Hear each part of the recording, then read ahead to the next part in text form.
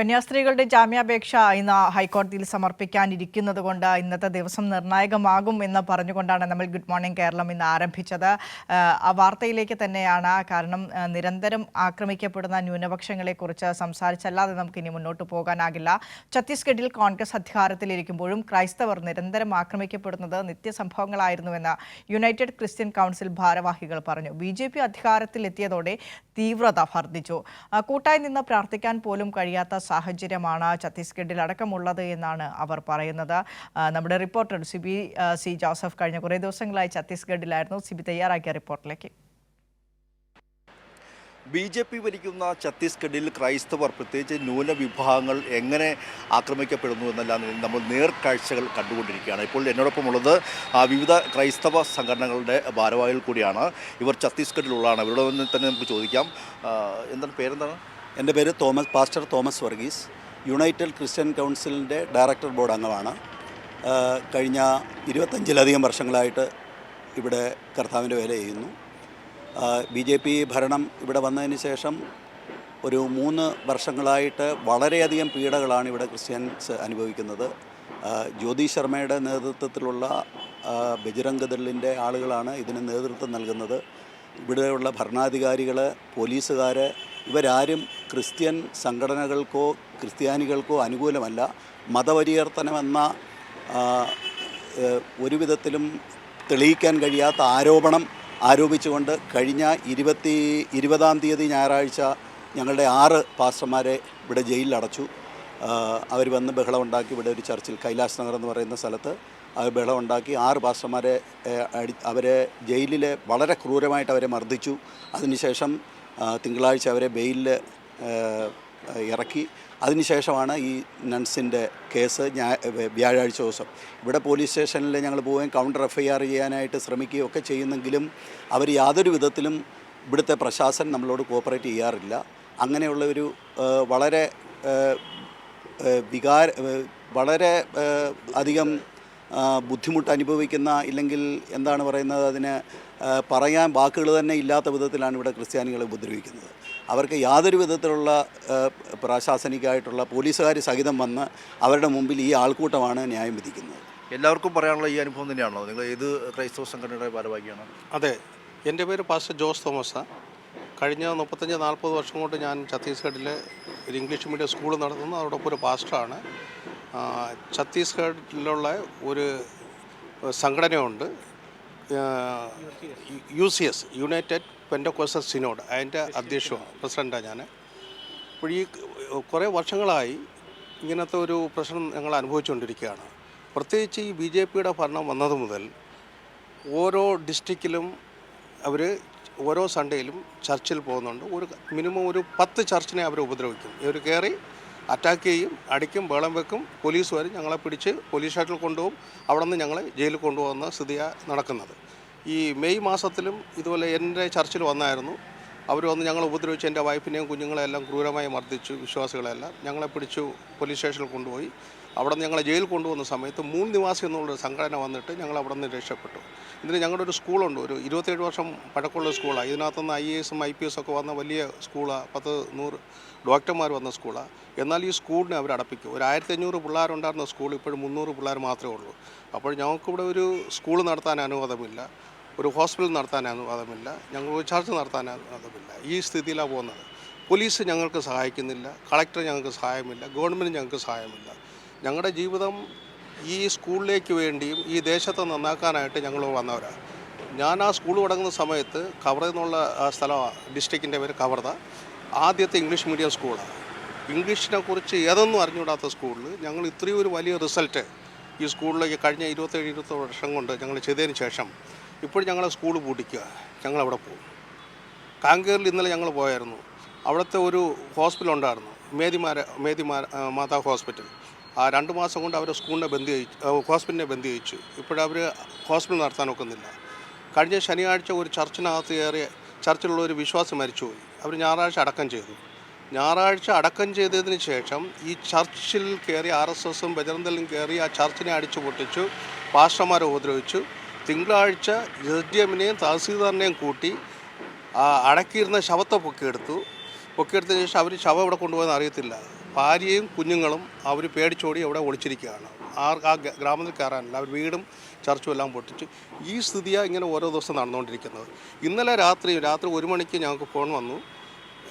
റായ്പൂരിനടുത്തുള്ള ഒരു വീട്ട് ഉണ്ടാക്കി ഗുഡിയാരി എന്നുള്ള സ്ഥലത്ത് ഒരു ഗൃഹപ്രവേശമായിരുന്നു. അവർ ഗൃഹപ്രവേശത്തിന് വേണ്ടി ക്രിസ്ത്യാനികൾ പ്രാർത്ഥിച്ചകത്ത് കയറുന്നത്. അത് കഴിഞ്ഞ് ആഹാരം കഴിച്ചുകൊണ്ടിരുന്നപ്പോൾ ഒരു 10-200ഓളം ബജറന്തെല്ലാം അകത്ത് കയറി അവരെ അടിച്ചു ബഹളം വെച്ചു. ഞങ്ങൾക്ക് ഫോൺ ചെയ്തു, ഞങ്ങൾ പിന്നെ പോലീസിനെ അറിയിച്ച് ആ സമയം കൊണ്ട് അവരെ എല്ലാം അടിച്ച് നശിപ്പിച്ചിട്ട് ഇന്ന് രാവിലെ അവരെല്ലാം പിടിച്ച് പോലീസ് സ്റ്റേഷനിൽ ഇരുത്തിയിരിക്കുകയാണ്. ഇനി ഉടനെ അവർ FIR ദർജ് അവർ ജയിലിൽ പോകും. ഇങ്ങനത്തെ ഒരു സ്ഥിതിഗതികളാണ് ഈ കഴിഞ്ഞ BJPയുടെ ഭരണം മുതൽ ഞങ്ങൾ അനുഭവിച്ചുകൊണ്ടിരിക്കുന്നത്.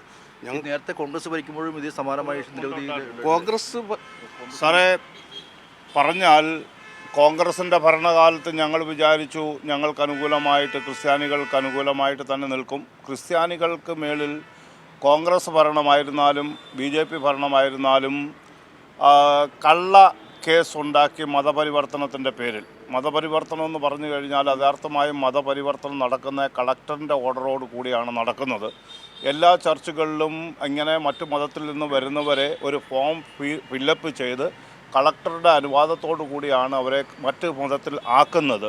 ഇത് കള്ളക്കേസ് നിർത്തി കള്ളസാക്ഷികളെ നിർത്തിയതിന് ശേഷം അപവാദങ്ങൾ പറഞ്ഞുണ്ടാക്കി അവരുടെ മേൽ കേസെടുക്കുകയും അത് കഴിഞ്ഞിട്ട് അവരെ ജയിലിലടയ്ക്കുകയും ചെയ്യുന്ന പ്രക്രിയ പണ്ട് കാലത്തെ ഉണ്ടായിട്ടുണ്ട്. ഇന്ന് ഇപ്പോൾ 1.5 വർഷമായിട്ട് അതികഠിനമായി എല്ലാ ഞായറാഴ്ചയും ഒരു 4-5 ചർച്ച് ഛത്തീസ്ഗഡിൽ എവിടെല്ലാം തല്ലി പൊളിച്ച് വീടായിരുന്നാലും വീട്ടിലുള്ള ഉപകരണങ്ങൾ, ഫ്രിഡ്ജ്, വാഷിംഗ് മെഷീന്, സാധാരണമായി ജീവിക്കുന്നവരുടെ പാത്രങ്ങൾ പോലും നശിപ്പിച്ച് തല്ലി തകർന്ന് ഒരു ആതങ്കവാദം തന്നെയാണ് നടക്കുന്നത് പാർട്ടി ബേസിൽ.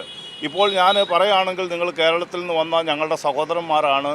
ഞങ്ങൾ ഹൃദയം പൊട്ടി പറയുകയാണ്, ഈ സ്ഥിതിയിൽ പോയി കഴിഞ്ഞാൽ ഇവിടെ ക്രിസ്ത്യാനികൾക്ക് നിലനിൽപ്പ് ഇല്ലാതെ വന്നിരിക്കുന്നു. ഞങ്ങൾ മാത്രമല്ല, ക്രിസ്ത്യാനികൾ മാത്രമല്ല, ഞാനിവിടെ മൂൽ നിവാസി സംഘിൻ്റെ ഈ രാജ്യത്തിൻ്റെ വൈസ് പ്രസിഡൻ്റാണ്. ഞങ്ങൾ ST SC OBC അതുപോലെ തന്നെ മൈനോറിറ്റിക്ക് വേണ്ടി നിൽക്കുന്ന ഒരു സംഘടനയാണ്. ഈ സംഘടനയിൽ ഞങ്ങൾ എല്ലാവരെയും ഒരേപോലെ കാണുന്നു. ഇതിനകത്ത് ക്രിസ്ത്യാനികളുടെ സ്ഥിതി ഇന്ന് വളരെ ദുഃഖകരമായ ഒരു അനുഭവത്തിൽ നിൽക്കുകയാണ്. നമ്മൾ കേരളത്തിൽ വന്നവരെന്ന് പറഞ്ഞു കഴിഞ്ഞാൽ അത് ആ രീതിയിൽ ആക്രമണം നടക്കുകയാണെങ്കിൽ അതൊരു പറയാൻ പറ്റുന്നതാണ്. എങ്കിൽ ഇവിടെയുള്ള പാവപ്പെട്ട ക്രിസ്ത്യാനികളെയാണ് ഏറ്റവും കൂടുതൽ മർദ്ദിക്കുകയും ഇത് ചെയ്യുന്നത്. ഞാനും 4 ദിവസം ആ കള്ളക്കേസിൽപ്പെട്ട് ജയിലിൽ കിടന്ന വ്യക്തിയാണ്.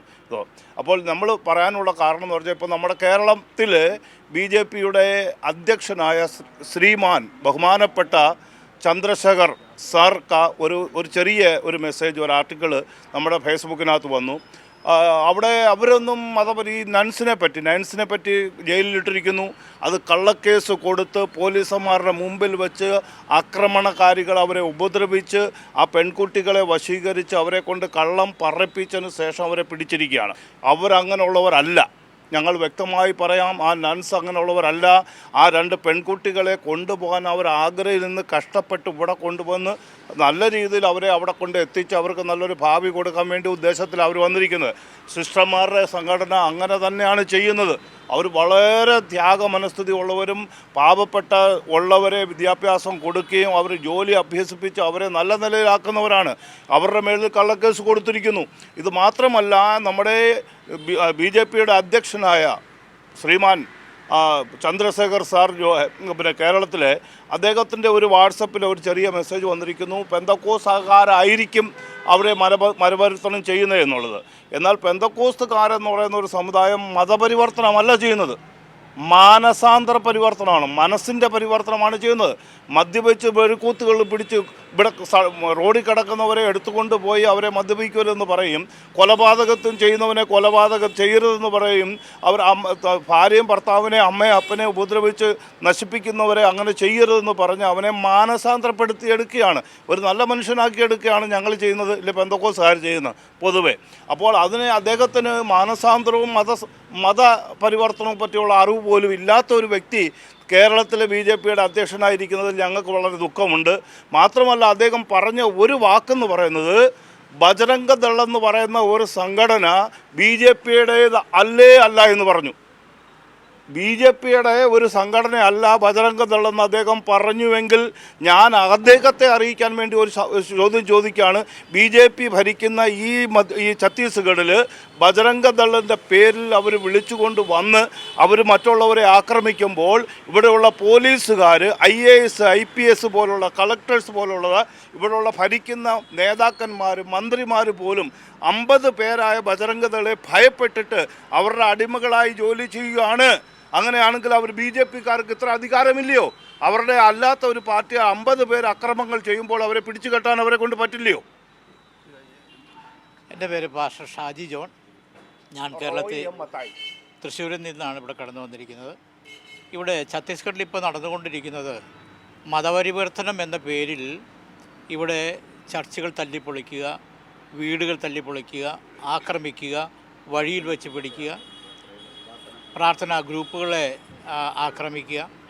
ഈ ആക്രമിക്കാൻ വരുന്നവർ 2, 3 അല്ലെങ്കിൽ 5 പേര് കടന്നു വന്ന് 50ഓളം 100ഓളം പേരെ ആക്രമിക്കുകയും അവർ ആക്രമിച്ചു കഴിഞ്ഞാൽ ഉടനെ പോലീസ് വന്ന് ഈ ആക്രമണം ഏറ്റ അവരെ കേസെടുത്ത് ജയിലിലടയ്ക്കുക. ഇന്നലെ രാത്രി ഒരു വീട് പ്രവേശനത്തിൽ പ്രാർത്ഥിച്ചുകൊണ്ടിരിക്കുമ്പോൾ RSSകാർ കുറച്ച് പേര് വന്ന് ഈ ബജറംഗ് ദൾ വന്ന് അവരെ തല്ലുകയും നിഷ്ഠൂരമായി മുറിവേൽക്കുകയും ചെയ്തപ്പോൾ ഞങ്ങളുടെ മൂൽനിവാസി സംഘടന പ്രസിഡൻ്റായ പട്ടേൽ സാർ ഇടപെട്ട് പോലീസ് വന്ന് അവരെ രക്ഷിച്ച് അവരെ കൊണ്ടുപോകാനായിട്ട് ഇടയായിത്തീർന്നു. എന്നാൽ ഇന്ന് അവരുടെ മേൽ കേസ് ചാർജ് ചെയ്ത് അവരിപ്പോൾ ജയിലിലടയ്ക്കാനായിട്ട് 11 മണിക്ക് അവരെ ജയിലിലടയ്ക്കുമെന്ന് കേൾക്കുവാനായിട്ട് ഇടയായിരുന്നു. ഛത്തീസ്ഗഡിൽ ഉള്ള വിഷയം എന്ത് കഴിഞ്ഞാൽ ക്രിസ്ത്യാനികൾക്ക് ഫേവറായിട്ട് ഒരു പാർട്ടിക്കാരുമില്ല. ഞങ്ങൾ വിചാരിച്ചു BJPക്കാർ എന്തെങ്കിലും ചെയ്യും. അവർ പറയുന്നത് മറ്റ് ഞങ്ങളെ തല്ലുന്നവരുടെ കൂട്ടം BJPക്കാരല്ല, കോൺഗ്രസ്സുകാർ ഇവിടെ ഭരിച്ചുകൊണ്ടിരുന്നു. കോൺഗ്രസ്സുകാരുടെ അടുത്ത് പോയപ്പോൾ ഈ കഴിഞ്ഞ പ്രാവശ്യം കോൺഗ്രസ്സുകാർ ഇവിടെ ഭരിച്ചുകൊണ്ടിരുന്നപ്പോൾ ക്രിസ്ത്യാനികൾക്കെതിരെയുള്ള പ്രശ്നത്തിൽ ഞങ്ങൾ കടന്നു കഴിഞ്ഞപ്പോൾ ഇവിടുത്തെ അന്നത്തെ പൂർവ്വ മുഖ്യമന്ത്രി പറഞ്ഞത് നിങ്ങൾ മൗനമായിട്ടിരിക്കുക, ലാസ്റ്റ് ഞങ്ങൾ നോക്കാം. ആ സമയങ്ങളിലും ഇതുപോലെ തന്നെ ക്രൂരത ഞങ്ങൾ ഏൽക്കാനായിട്ട് ഇടയായിരുന്നു. ഇപ്പോഴും അങ്ങനെ തന്നെ നടക്കുകയാണ്. നമ്മുടെ കേരളത്തിൽ കാര്യം ഇവരെല്ലാം വളരെ കാര്യം പറയുന്നെങ്കിലും ഇവിടെ ഛത്തീസ്ഗഡിൽ കോൺഗ്രസ്സുകാരും BJPക്ക് സമാനമായിട്ട് ഞങ്ങൾക്ക് എതിരായിട്ട് നിൽക്കുകയാണ്. അതുകൊണ്ട് ഇവിടെ ഞങ്ങൾക്ക് പറയാനുള്ളത് മതപരിവർത്തനം എന്ന് പറയുന്നത് വെറുതെ ഒരു ആരോപണം ഉന്നയിക്കുകയാണ്. ശരിക്കും മതപരിവർത്തനം ചെയ്യാൻ കഴിയുന്നത് കളക്ടർക്കല്ലാതെ വേറെ ആർക്കും കഴിയില്ലെന്ന് ഇവർക്കറിയാം. എങ്കിലും ഞങ്ങളുടെ എല്ലാം പേരിൽ വെറുതെ മതപരിവർത്തനം എന്നാൽ വെറുതെ പേര് പറഞ്ഞ് എല്ലാ ആക്രമണത്തിന് ഇരയായിക്കൊണ്ടിരിക്കുകയാണ്. ഇപ്പോൾ ഇവിടെയുള്ള ഛത്തീസ്ഗഡിലെ ക്രിസ്ത്യാനികൾ വളരെ ദുഃഖത്തിലാണ്, ഭയപ്പാടിലാണ്.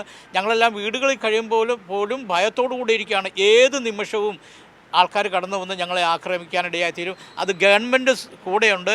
ഞങ്ങളെ കൊന്നുകളഞ്ഞാൽ പോലും ഞങ്ങളെ ചോദിക്കാൻ ഇപ്പോൾ ആരുമില്ലാത്ത രീതിയിലാണ് ഛത്തീസ്ഗഡിൽ ഇപ്പോഴത്തെ സ്ഥിതി എന്ന് ഞാൻ ചെറിയ വാക്കിൽ പറയുകയാണ്. തീർച്ചയായും BJPയും കോൺഗ്രസും മാറി ഭരിക്കുന്ന ഈ ഭരിച്ച ഛത്തീസ്ഗഡിലെ ക്രൈസ്തവ സംഘടനയുടെയും ന്യൂനപക്ഷങ്ങളുടെയും ഒരു അവസ്ഥയാണ് ഇപ്പോൾ ഇവർ പറഞ്ഞത്. ഛത്തീസ്ഗഡിൽ നിന്നും ക്യാമറമാൻ കിരൺ രാജിനൊപ്പം സിബി ജോസഫ്, കൈരളി ന്യൂസ്.